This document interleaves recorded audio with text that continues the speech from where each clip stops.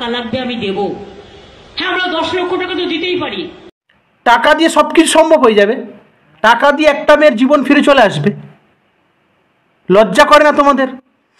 আর একটা কথা বল, আমরা নাকি স্বাধীন ভারতবর্ষে আছি, এটা আমাদের লজ্জা লাগা দরকার। লজ্জা, স্বাধীনটা আমরা পাইনি, স্বাধীন পেয়েছে নেতা মন্ত্রী, স্বাধীন পেয়েছে সেই কুলাঙ্গার, চোর, বদমাস, ডাকাত, রেপিস্ট, এরাই স্বাধীন পেয়েছে।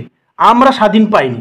স্বাধীন বর্ষে আমাদের সরকার চালানো উচিত, আমাদের সরকার আমাদেরকে চালাচ্ছে। আমরা কি করছি? আমরা হিন্দু মুসলিম মন্দির মসজিদ এগুলো নিয়ে লড়াই করছি। আর আমাদের সেফটি কে দেখবে ভাই? আমাদের সেফটিটা কে? ওপেনলি মেয়ের রেপ হচ্ছে, কি হচ্ছে এসব? এবং আমাদের পুলিশ প্রশাসন, তাদের তো লজ্জা লাগা দরকার। আমাদের আইন ব্যবস্থা এতটাই নির্জীব, এতটাই দুর্বল, একটা মানুষকে মার্ডার করতে, রেপ করতে মানুষ 1 সেকেন্ড ভাবে না, ওপেনলি মার্ডার করতে। লজ্জা লাগা দরকার এবং সবাইকে মাঠে নামতে হবে। এই জিনিসটা যাতে না হয় সরকারকে বুঝিয়ে দেওয়া উচিত।